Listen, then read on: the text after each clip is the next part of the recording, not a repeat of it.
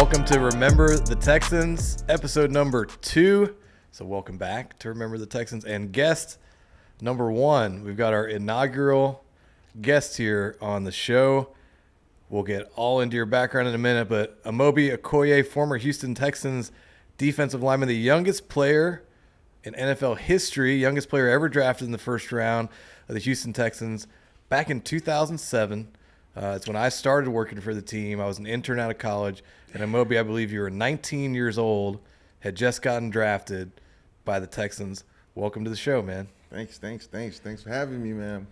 Got to be the first guest, and so this is fun. I'm looking forward to it. Guest of honor, man. Guest of honor. So Amobi and I have known each other for a long time, and when I was thinking about, all right, so I recorded the first episode last week, and it was me with Noah Outlaw, our producer, and I was kind of just doing a monologue the whole time, and I was planning on having somebody on the first week, and I thought, who could I call?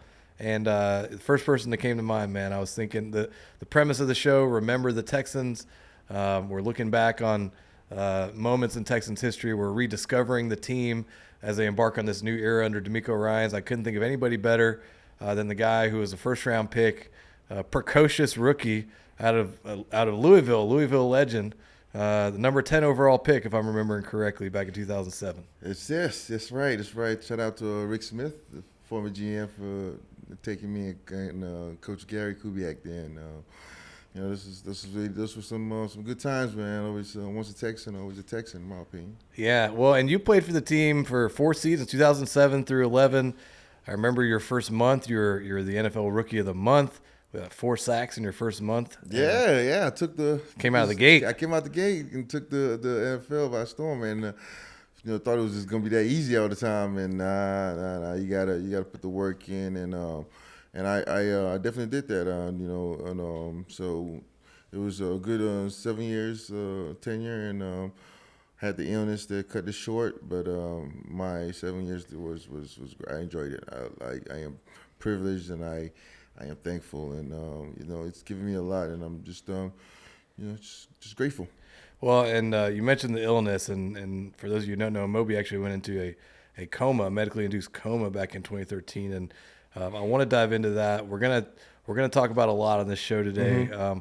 I want to talk about your background, how you started in the NCAA at Louisville at 16 years old, how you made it to the NFL, and how, from Nigeria originally. I want to talk about memories of the Texans. You played with DeMeco Ryans, the Texans head coach, for several years. And you and I were talking previously. We both, we want to talk about the first game. Of course, the Texans lost 25-9 to the Ravens, but we're looking at silver linings here on this show. So yes, we'll talk about Will Anderson. We'll talk about the defense. We'll talk about C.J. Stroud, some things like that. And we'll get into all that. But first things first, Amobi, just your impressions of the Texans right now. What did you think about that first game? And we'll dive into it more later for sure. I was impressed. It's the expectations and the urgency from the fan base. You just gotta chill, man. We're getting there.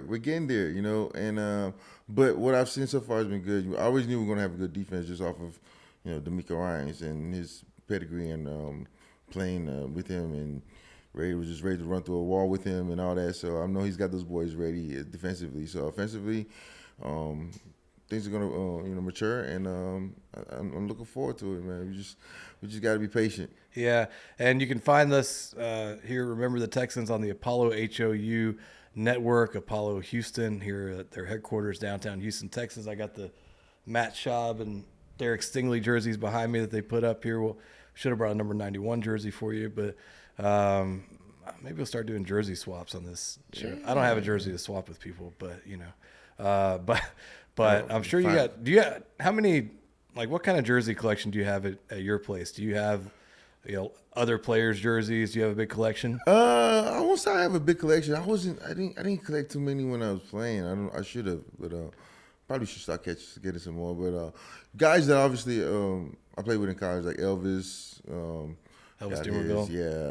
Deion Branch, a lot of Louisville guys. So yeah, I remember you doing something with LeBron James when you were like a rookie or one of your first years in the league with the Nike connection, man. Yeah. We did a jersey swap my rookie year. It's not a bad one to have. Yeah, so that's one I got as well. Yeah. All right. Well, Amobi, I mentioned you were with the team. I was 2007 to 11, and what are some of your memories of DeMeco Ryans personally? You played with him on the defense. You're a defensive tackle. He was the middle linebacker, the captain of the defense. What jumps out to you when you think about those days? Definitely his leadership.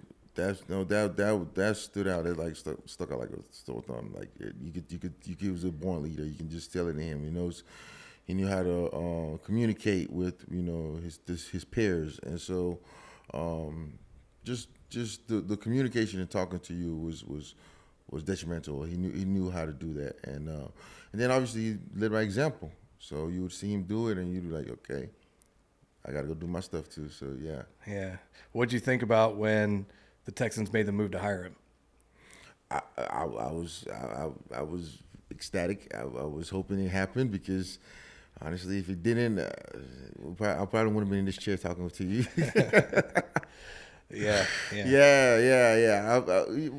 said you might have revoked your Texan citizenship. Or something. Yeah. I think I would have just obviously I played for the Bears as well, and so they're like the second team I cheer for. If that would have happened, then Texas would have just been wiped away, and it would have been only Bears. Man, but and I know the press conference was an awesome thing to see, and that was one of the coolest things to me. I talked about this on the last episode of the show last week, that going to that press conference, seeing 30 former teammates there, yeah, you can tell. I mean, you can tell just that the guys are excited, man, and I think that's the way the fan base feels too. Yes. And I think we just gotta enjoy it, enjoy it, win, lose, or draw. Just enjoy it, and know that the more you enjoy it, possibly the more positive the outcome is going to be. Mm-hmm. So I would just say that to the fans: enjoy it, and just don't get critical. Just enjoy it. So let's get into your background a little bit here. As I mentioned at the top of the show, you were drafted in the first round in 2007 at the age of 19, and which made you the youngest player ever drafted in the first round, still today in NFL history. First of all, when you hear that, when you look back on that, is that crazy to you to think about? Yeah, I think it resonates more now than when I played, because when I played, and when it happened, it felt like the norm to me. It felt like what I was supposed to be doing at the time. I guess that's why I got so advanced, because I would always feel like I was supposed to be doing what I'm doing at that time and moment. I'm not supposed to be doing anything below or whatever. So, but after I've done playing, it's become more. It's more shocking to me in a sense. Set in a little more. Set in a little more, yeah. Because then, you get to see, these kids that now that are coming out of high school and size and frame, and I'm like, some big kids, but I was like, I was that size though. So yeah, that's what sometimes reminds me of how special it was then. Well, and how did you end up getting to the league so early? So I started school very early back home in Nigeria, and in order to go from elementary to middle school, you have to take an entrance exam in Nigeria, and I took mine in the 5th grade, made good enough scores to skip the 6th to go to the 7th. So that's how I was able to be 2.5 years advanced. Got it. And I know you moved to Alabama, Huntsville, Alabama, when you were 12. Yeah. And then you started. I remember discussing way back in the day that you were thinking about going to Harvard maybe, and you ended up choosing Louisville instead for football, right? Yeah.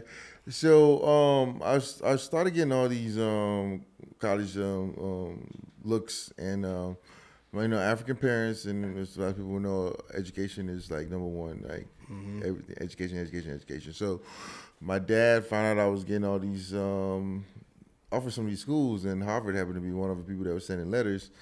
And when that letter came in, my dad was stoked. He was just like, yes, Harvard. I was like, yeah, Dad, but their football program is not. I don't care about their football program. This is Harvard. So And you were like 15 at the time, right? Yeah, I was like, I was 13. Wow. Yeah, 13 at the time. So, I was getting I guess the very first official offer I got was from Georgia Tech. Hmm. Yeah, and then all of them started coming in. Dartmouth, I'm saying it right. Clemson, all the schools were coming in there. Started coming in. Yeah, and you started playing in college at 16, right? Yeah, so Louisville, where I eventually decided to go to, and the reason I picked them because my high school, Huntsville, Alabama, where I moved to when I moved from Nigeria, it's like north of Alabama, so it's not that far from Kentucky, with Louisville, and my high school would go to a full contact camp there every year, like every summer, and from there we just kind of got accustomed to it, and so Louisville I just liked it, and the medical program because I was going to do medicine. They had a really strong good medical program, and then it was, like I said, distance wise, it was out of state school because in high school you always want to go to out of state. Yeah, I'm from Mississippi, and I went to California, like as far away as So. For me, it was a way of being out of state, but at the same time, distance-wise, not being too far because it was only like a 4-hour drive from Huntsville to 4.5-hour drive from Huntsville to Louisville. So that's what made all the decisions to go there, man. And I'm glad I did. I did my and playing in Louisville and Kentucky, it was similar to like growing up in Alabama because there's no professional teams. So the college teams are the heart of the town, the city, and so it was like you had to perform. Yeah. So all these years later, you're still here in Houston. I know you're out in the Katy area. I take it you like what was it about Houston that made you love the city, made you want to stick around here? So I had visited Houston once prior to getting drafted here on a family visit. This is like when I was in college, 02 or 03, one of those. And so I had already kind of, as far as the atmosphere and climate and all that, and I knew a little bit about the Nigerian community and African community because my dad actually went to college at Texas Southern University and did his master's at Prairie View. Oh, so wow. That's why if you watch the video from us getting drafted, he was like the most stoked out of everybody because he's like, I'm going back home. Yeah. He was excited. And so he wasn't too mad at you for skipping out on Harvard? At all. No. Nah. He's like, playing out right. But so when they drafted me out here and I got out here and I just noticed the big African community and just the way the city supports the team, I said I'm going to retire here. Yeah, I'm going to retire. And then I have my daughter now, and even solidifies it more. So I'm like, yes, I am going to be a Texan for life. And what are some things that stand out to you? Some, fondest memories, if you will, of your time playing for the Texans. All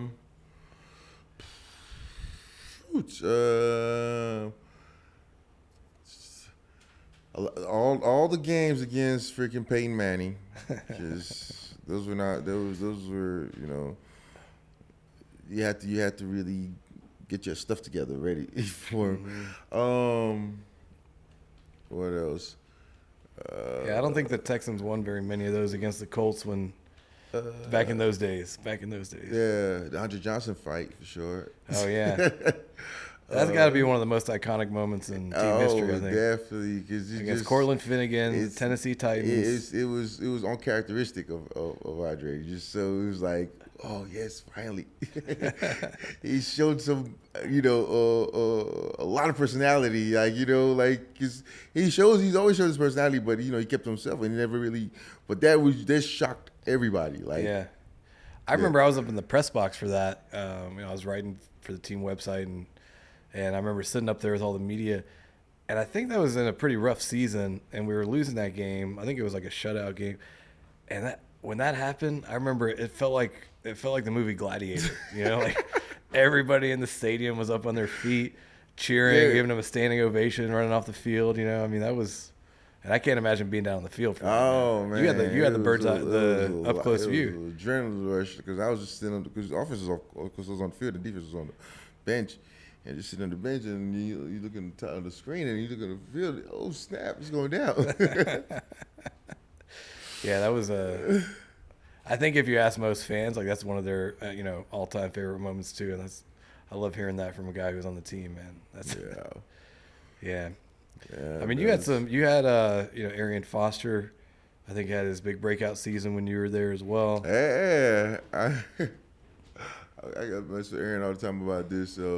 When he came in as a rookie, and we knew about his talent, but nobody really knew. Like, and so when he started shining, it was like, oh snap, this guy's good, Mm-hmm. And during the rookie hazing and stuff, and the singing, and he rapped. And I used to mess with him because I would always be like, you look like Drake, and he didn't like that because I was like, oh, so I see why he never liked because he got the talent too, right? Because so they have to do it's like a talent show, right, where they got to do some kind of a performance in front of the team, right. And so he rapped, and then I was like, oh snap, like dude can really rap. That's why he doesn't like being called Drake. Right. And now he's Bobby Fino, Bobby Fino, man. Yeah. You keep in touch with him? Spitting raps, yeah. Yeah, man. There's a lot of great players in those teams, man. And when I look back, I mean, that's obviously I'm biased because that's when I was there, but that's my favorite time. Thinking about the team. And it was this, it's the youngest franchise. So like everything we do is the first, and and so it's like that's why it's so memorable. Right. And it was good times, and especially the players and all. I remember getting drafted, and Andy had a Nigerian. Andy Kalu? Yeah, had a Nigerian flag because they put him right next to me in the locker room to help me transition, and the Nigerian flag sitting right there waiting for me, and I was like, man, this is gonna be a good locker room. Yeah, the guys are already accepting you, understanding you. So yeah. Well, and you look back at the history of Rick Smith and the first-round draft picks, and all the talent he brought in, and Gary Kubiak, on the coaching side. I mean, and those guys, all those coaches went and won the Super Bowl in Denver, a couple years after they left Houston. So, man, I think back about guys like Jacoby Jones, Connor Barwin, of course, friend of ours. Mm-hmm. I mean, you were there in the good old days, as far as I'm concerned. So, doggy, yeah. How has it been? What's Amar Green was like the running back when first. Amon Green, yeah, that's right. Yeah, I remember Slayton. Steve. So when I got there in 2007, I think Slayton was 2008 rookie. Ron Dane was on the team. What's Brown? Chris Brown. Chris Brown, yeah. We had Chris Brown, the running back and the kicker. Yeah. Yeah, there were. Yeah, man, that was 15, 16 years ago now. Christ, time flies. And that, man, Houston's changed a lot. The team has changed a lot. We did talk about this last week, though, that the Texans were still the youngest franchise, right? Mm-hmm. And the only franchise that's never even been to a conference championship game, let alone a Super Bowl. So Texans have that distinction. Yeah, we got it's all right, man. We're gonna get there. I think we're gonna get there, man. I mean, I think it's gonna be a long road back, but with DeMeco there, with the front office, with some of the young players, the pieces are intact, man. And just gotta believe. Yeah. Ted Lasso. Like Ted Lasso. I didn't know if you were making a Ted Lasso reference there. I love you. Watch that show. Oh man. Football, I know. Football is life. Well, that was your first sport, right? Soccer? Yeah. Soccer, track and field. First things I knew. So what do you think about? Let's talk about the current Houston Texans, the 2023 Texans. For how much, how often do you go to games as a former player? A lot. I try to go to quite a bit. Yeah, man. I still like to, see what the team's looking like. Mm-hmm. Watch, and then when I don't actually go to the games, I'll try to catch them on TV for sure. Yeah. They look good so far, man. I think defensively is our strength, of course. Like I said, having a defensive coach that was gonna definitely happen. But offensively, we're starting to gel. We were one game in. So Right. I mean, from what I've seen from the preseason and this one game, I'm happy. I'm optimistic, but at the same time, we are talking about the NFL. It's a lot. Everybody in this league, every squad is doing something to get better too. So competition gets tougher. Regardless of how better we've gotten. So we just got to keep on getting better. Yeah, I mean, I'm looking at silver linings from that first game, and we're all about the silver linings here on this show. And I think the big one, you mentioned the defense, like Will Anderson, the rookie from Alabama. I mean, Stud. Man, he broke through a hole and got his first sack, against Lamar Jackson, fellow Louisville guy. Yeah, I saw that. That was like a conflicting feelings on that one. Right. Yeah, I hear you. Right. Yeah, but and he was all over the backfield. Jonathan Grenard, I think, looked really good. I mean, they gave up 25 points. They lost the game, but I thought you can see that there's talent there. And Jalen Carter, I know from Georgia, is getting a lot of hype for. He's going to get a lot of hype for Rookie of the Year because he plays on Philly. But we are the unofficial official Will Anderson Rookie of the Year headquarters right here, because I think that dude's going to have a monster season, and I think he's going to be worth everything. And you played with Mario Williams, right? Right. Speaking of premier pass rushing talents, and I think Will Anderson. He's a stud, man. He's a stud. I'm really looking forward to him just perfecting his craft, because it's the lineman is always something you can work on. And the little nuances right there and there that just because sacking that quarterback, you gotta think about this, the time clock on these offense NFL offensive systems now is like they're trying to get the ball out quick. So it was like you got to find a way to beat this man and go get the sack. Yeah, absolutely. And I'll say another silver lining for me from the game was, C.J. Stroud. I know he didn't have any touchdowns, but he didn't have any interceptions, and I thought he looked like he was poised. There were a couple drives where he was carving up the defense, completing passes over the middle.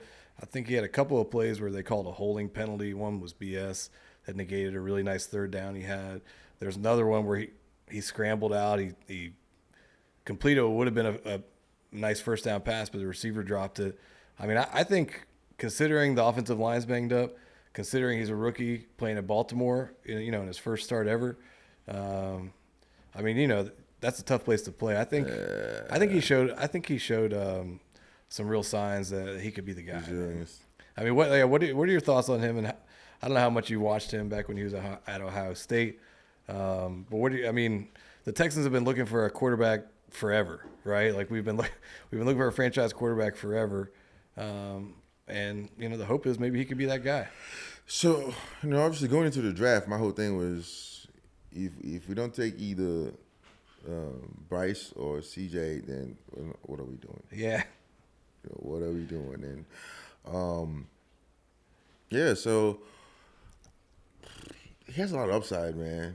You just pray for health. I mean, look at the whole Aaron Rodgers situation.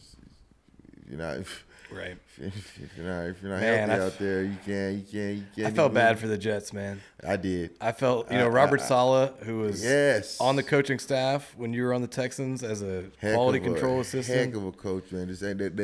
That went about it the right way. Went about him the right way. Same to DeMeco. Went about it the right way. Yeah, man. I remember it was a pretty crazy coaching staff when you were there, because Robert Saleh was a defensive quality control coach. Right. I think he became assistant linebackers coach. And then you had Matt LaFleur, was an offensive quality control coach. You had Mike McDaniel, who's now the coach of the Miami Dolphins, was an offensive assistant. That's crazy. Kyle Shanahan, of course, on the team, and then DeMeco playing on the team. I mean, That's a pretty stacked squad, Think man. about it, yeah. That's a pretty. Now, the other thing I'll say, my last silver lining from this game was DeMeco Ryans looked like he was pissed off, and I know that sounds kind of stupid, but I like that, man. It's like, of course, you'd rather see him happy. You'd rather see the Texans winning, but you could tell not satisfied, man. Nah, you can tell it on the sideline. He's not DeMeco. That's the thing. That's one thing I would say. Even as a player, you know, mediocrity was not just, he hated it. You know, he really hated that. Like, he wanted to be great. He used to always say that all the time, be great today. He used to always say that. So yeah, I can see that. I can see that aspect of him coming out and showing out, and there's nothing wrong with that. Yeah. What kind of stuff did you learn from him as a young player? Like patience, like really, like not like being serious about what you're doing, but like not like overexerting yourself in a sense. Like but being serious about it. You know, just even kill kind of, you know. Yeah, I think I would say that. Yeah, I mean, and we got the home opener coming up this weekend, and you were talking about, you know, looking at going to that game. J.J. Watt's Ring of Honor is coming up in a few weeks, which I'm sure there'll be a lot of, you know, former players like yourself at that one. Yeah. What else? What are you looking forward to? Then about DeMeco. Yeah. My second year, which is his third year, or was it the first year? One of them is. He started in 06, so yeah. In the off season, I want to say it was my second year in the league. Yeah, he came to the Kentucky Derby. Yeah, brought him to the Derby. You guys went together? Yeah, man, it was fun. That was fun. So somewhere, is there a picture of you guys in some seersucker suits? It's gotta be. It's gotta be. I gotta dig them somewhere in the archives. But yeah, it was a good time. Who else came that year? I remember Catfish. Wow, Chris White, Yeah. Catfish. Is that his nickname because he's from Mississippi? Yeah. Is that why? Chris White, man, I remember he played at Southern Miss, center on the team. So I remember seeing Matt Schaub and Kevin Walter going up there one year as well. So were you kind of like the host when you were there? Yeah. You knew the lay of the land. Yeah, when I played, they would sometimes come to me for advice about it, because, you know, playing in college and working it as a college student and then going to it as a NFL player, and kind of know the ins and outs. Oh, you worked at the Derby as a college student? Oh, I sure did. Man, I can imagine the stories from that. Sure did. Selling programs. Wow. I've still never been to the Derby, man. Yeah, I think everybody should do it once. Yeah. And there's no unique way to do it. Like, I've done it in college in the infields, and I've done it obviously when I was in the NFL in the mid-range role, and it's like all different ways to do it. Yeah. But it's fun just placing those bets in and watching those horses and just go. Man, I wanted to ask you on a little more serious note. We mentioned at the beginning of the show, you know, you had a pretty serious medical issue back in 2013, and I think you said this earlier this year was 10 years. Yeah, this March 15th of this year made it the 10-year anniversary. So what happened? It was because you were playing for the Bears, right? And then went to the Cowboys, is that correct? Yeah. So I had just finished my second season with the Bears, and it was free agency. The defensive line coach and Lovey at the time were like, you know, I think they had let go of both of them at that time. Yeah, because Rod Marinelli, he got the job, the defensive coordinator and defensive line coach, and a job with the Cowboys. And prior to the illness, he had already been talking to my agents. Well, they already been talking to my agent saying that we would like for him to Marinelli would want him to come with him in Dallas. Yeah. And then the illness happened, and Marinelli was like, "Oh man, well, sorry to hear that. If God's grace, when he gets cleared from it, I want him to still come and play for me." So that's how I ended up still going to Dallas and trying to play in Dallas. But we gave it a try, but the illness was still. When you went into I forget exactly the name of the condition you had, but you were in a coma for a little while. Yeah, right? it was called anti-NMDA autoimmune encephalitis. So the key word really is the encephalitis, but it's an autoimmune illness. And what happened was a virus attacked my brain receptors. So it was like the body fighting itself kind of ordeal. So they, and what it causes is seizures. Those what triggered the whole thing. Just the way I'm talking with you right now, I was talking with my dad and one of my best friends from college. He was playing in the CFL at the time, and came in town. And I said it was off season, so we were training, getting ready for his season to start, and then me just getting ready for free agency and stuff.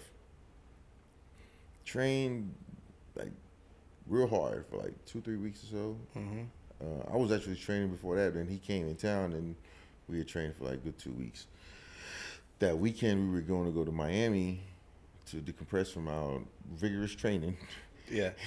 And so I think it was Friday of that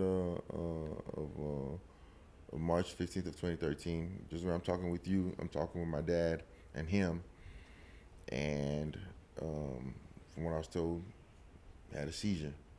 Started foaming in the mouth and all that. So they rushed me to the hospital.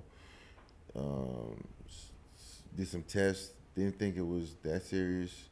Sent me back home.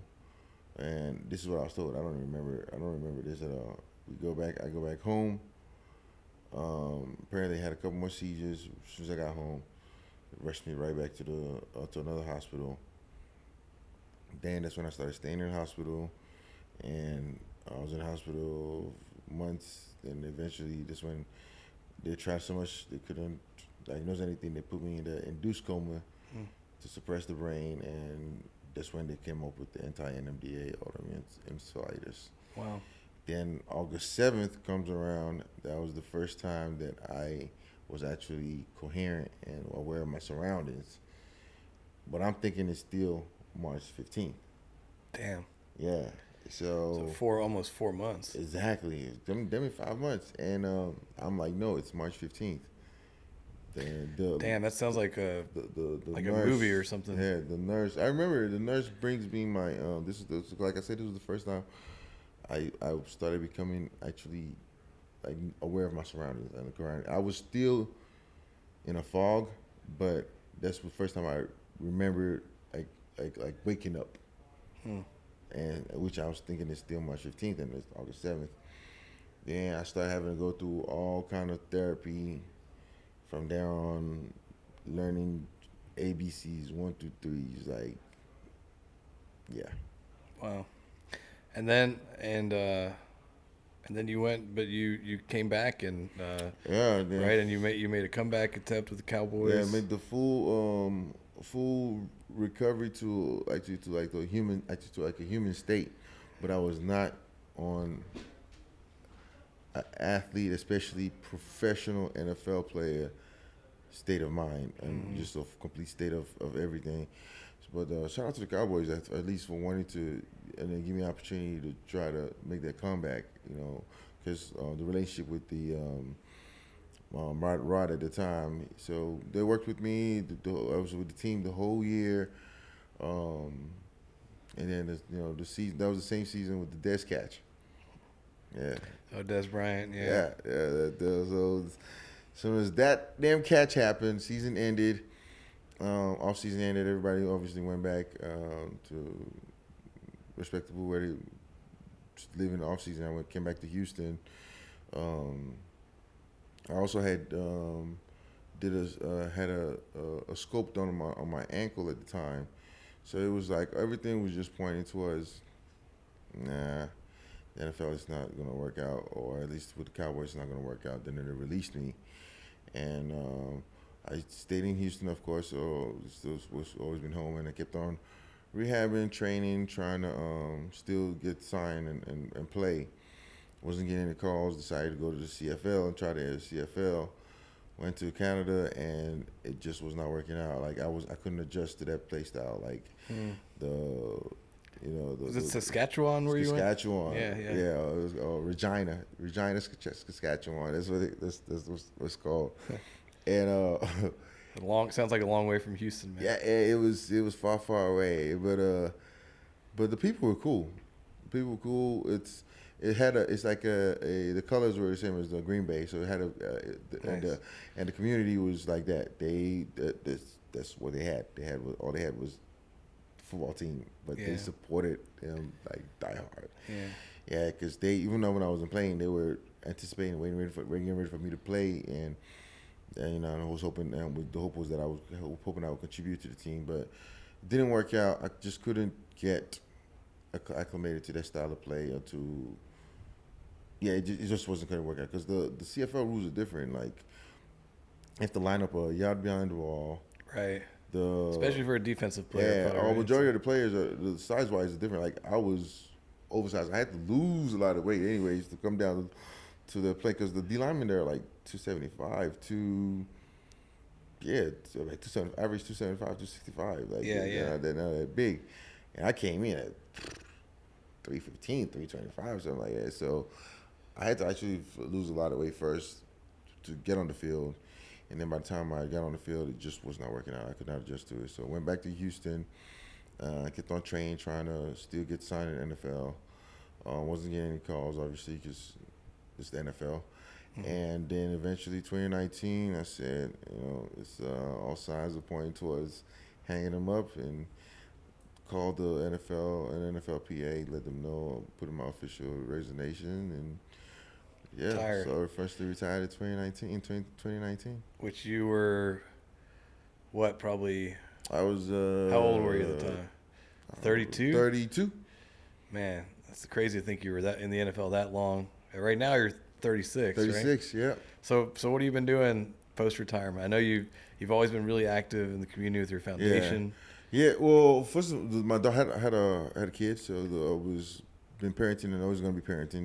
That's always going to be a number one job, and so that is I was kind of like really try to focus on that alone, and then I officially relaunched my foundation this past June, which because it was the 10-year anniversary of the illness. I wanted the timeline and time frame just seemed perfect, to do it.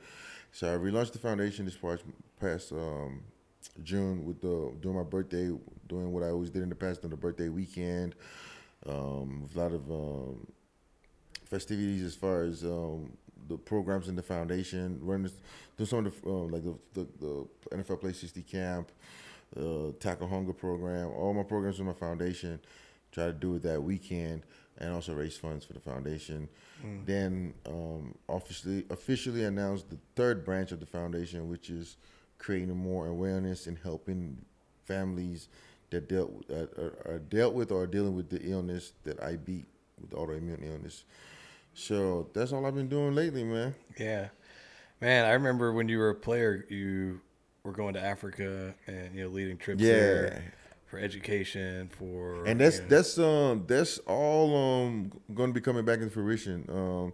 Like I said, I relaunched the foundation to continue doing what I was doing in the past, as far as the international division and the domestic division, servicing Houston, Katy, Louisville, and Huntsville, Alabama, the places that are dear to me as far as the United States goes, and then obviously giving back home. Back to Africa, and starting with Nigeria. So, I'm actually going on a trip this December, touring several countries in Africa that have American military bases, and interacting with the troops, teaching them about football, and just boosting their morale.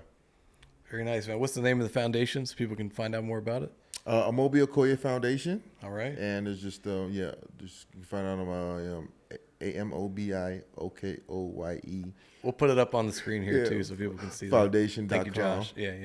Yeah. So just pretty much search my name, Foundation.com, and find out about information about it. Why has that been important to you? I know that's something you've been focused on since you were literally like 19, 20 years old, man. So the way that I came around is leaving Nigeria. When I came here, I wanted to become a doctor, and I wanted to go back to Nigeria and start a hospital and just somehow give back. Because Nigerians growing up is either you're a doctor, an engineer, a lawyer, like this is a banker or an accountant. Those four things are the main things that your parents strive you to be. Becoming an athlete was never number one. So, or at least they don't push for it. But then when it starts looking good, they're like, okay. But yeah, so leaving there, medicine was what I wanted to do when I came back, and so that's how I always wanted to become advanced in like academics and stuff. Yeah, I love it, man, and done a lot of stuff for kids now. Well, I appreciate you coming on the show, man. You're, like I said, the very first guest. I'm glad, man. I'm glad. Man, it goes back to the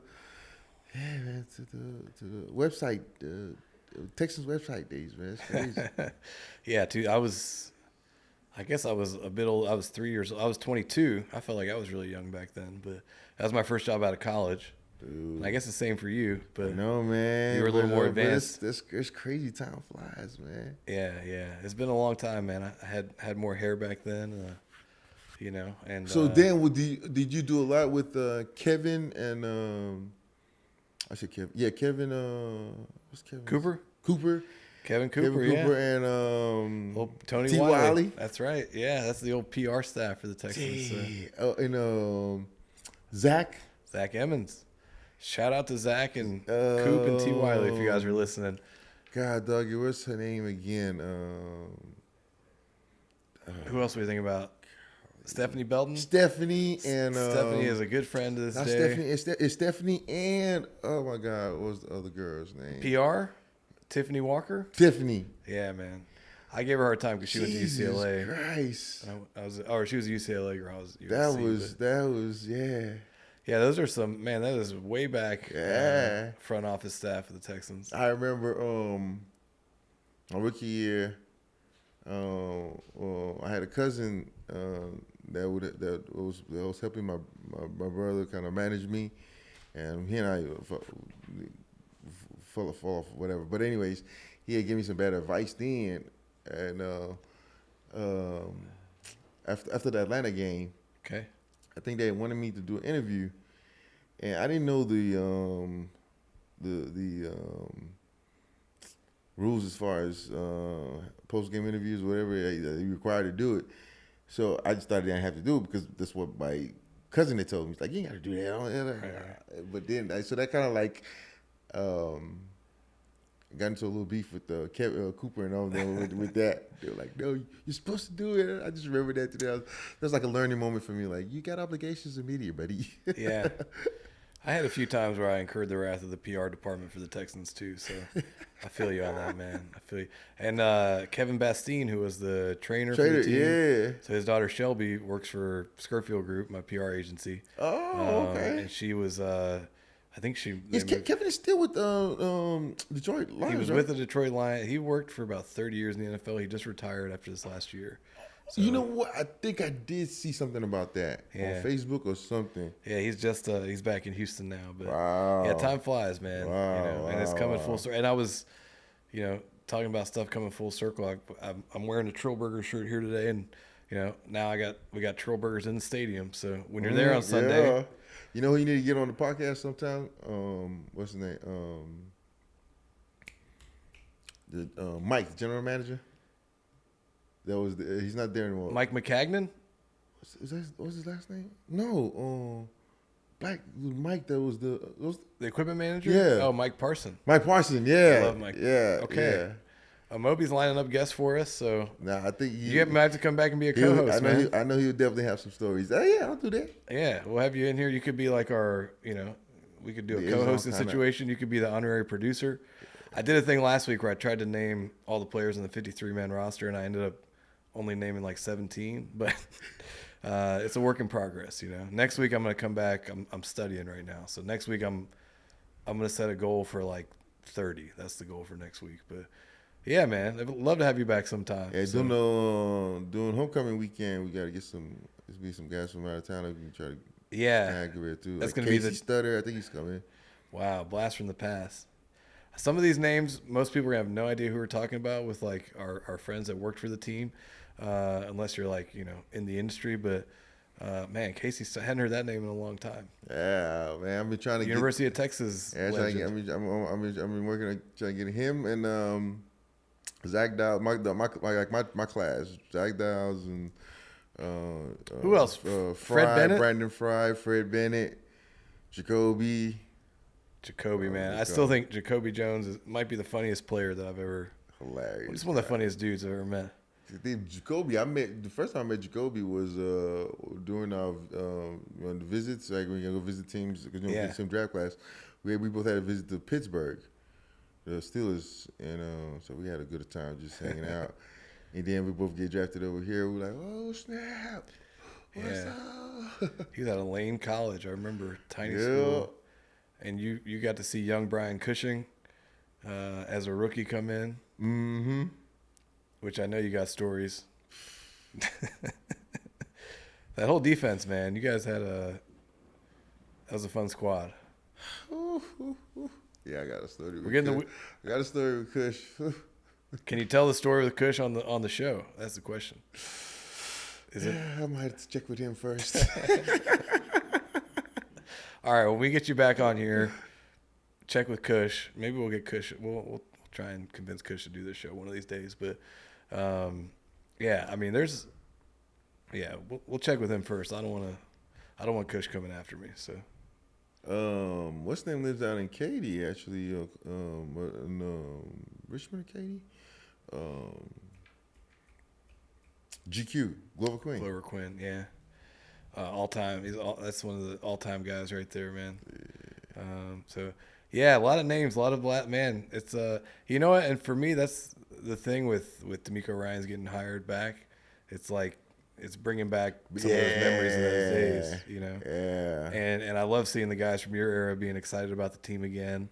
It's getting me fired up, and that's what we're doing here. We're trying to remember the Texans, So appreciate you coming on, man. And no check doubt. this out on the Apollo HOU network, and it'll be on all the streaming platforms and all that. Amobi Okoye, check out the Amobi Okoye Foundation. You can look at how you can maybe support some of the stuff that AO is doing in the community. And go H-Town.